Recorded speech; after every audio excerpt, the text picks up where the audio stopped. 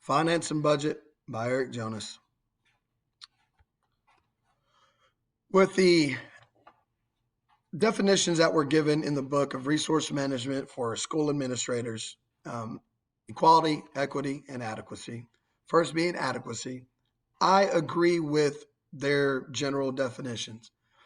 For the first part, I have government funding equals appropriate funding, kind of pulled from there and made that. But efficiency and student outcomes are the most important when it comes to adequacy. I like how the first factor is efficiency because, of course, student outcomes and all of that stuff that we'd want to say, that is important. But efficiency ties it all together. And what I mean by that is if we are able to gain high achievement with a low cost, then that means that we're being responsible with our money. We're being responsible with our funds. And I think we can probably agree a lot of times, maybe with the government and stuff, that we're maybe not the most responsible with our funding. But anyways, so efficiency, low cost, high achievement. That's what we're trying to find, right? Being responsible with our funding. Equity, educational opportunity. It gave horizontal, vertical, performance, opportunity, and social. Horizontal basically means it's two of the same people being in GT that are given the same opportunity. Vertical means people on different planes that are kind of giving, depending on their level, the proper help to get them equal or on the same footing as others. Performance is based off of assessments, how they do. Opportunity is also kind of a socio-economic impact of having those resources. Same thing with social, having these resources available to them.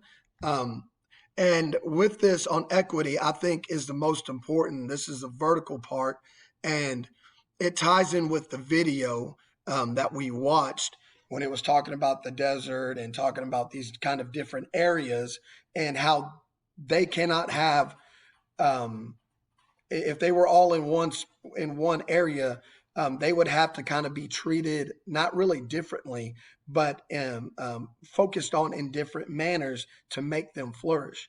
And I think vertical equity is the most important of this. All of them are important, but again, vertical equity sticks out the most to me. And it also reminds me kind of the that one story where it's talking about there's three people and they're all standing at a fence and they're all given a 1 foot stepping ladder that they can step on. All of them ranging at different heights. Okay, from 6 foot to 5'8" to 5'3". Okay, and they're trying to look over a 6 foot fence. Okay, and with that being said, as a visual, obviously the first two would kind of have the opportunity to see over the fence.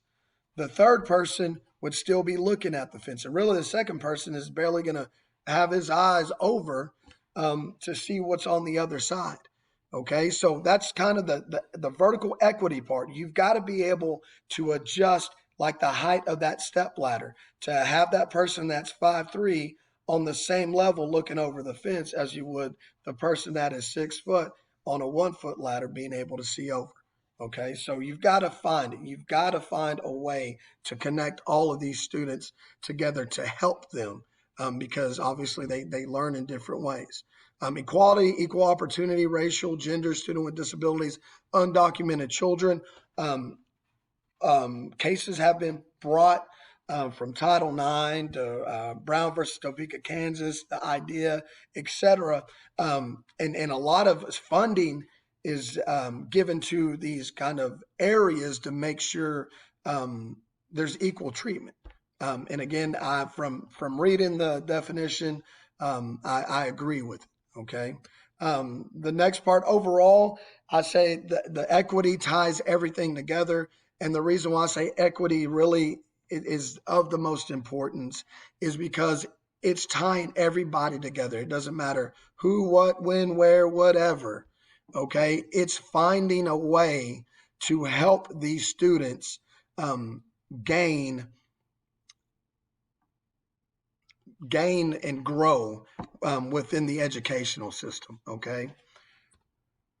Part 2 is talking about impact. Obviously, everybody's going to say the biggest impact, and we're still going to feel it now, has to do with COVID. I have on here 3 different acts that were signed in that have given additional funding to schools. The CARE Act, which was March 2020, the CRRSA Act, which was December 2020, and the American Rescue Plan, which was signed in March 2021. All 3 of these give a funding or have given funding to schools. Now, one thing I was able to pull up is showed that Midland is receiving $15 million from that CRRSA Act. And again, it's just federal funding allocation that's given to them. Now, one thing that from the prompt that was given on here that we are supposed to discuss and talk about was talking about issues maybe that affect our pension, salaries, etc. From what I was reading, and I gained some quality information from, let me pull it up, is from this TCTA website, and it was going in, it's talking about funding, federal funding, etc., new federal funds. It talks about the different acts. The thing that I was really the most surprised, and I think about it, I mean, here at Midland ISD a couple of weeks ago, I mean, we received, the first year teachers, they're getting paid 57.5. Everybody increased their pay by like 2% of their midpoint. There hasn't been a drop off in pay. And so looking at this stuff as far as the state, it says, while HB3 was a significant step forward, public education with investments in teacher pay raises, full day pre-kindergarten, additional dollars for low income students, all that's positive, right? The thing I was most surprised was this bottom part. It says Texas still remains the bottom 10 states for per student spending at $4,000 behind the national average. So it kind of gives you a line graph showing, okay?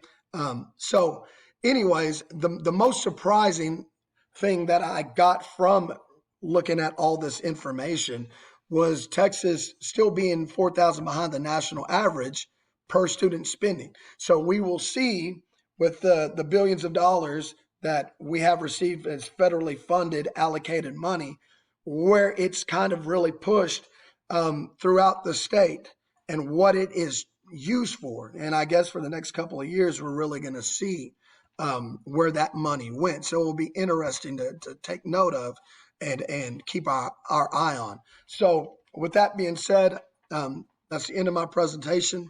Y'all have a good day.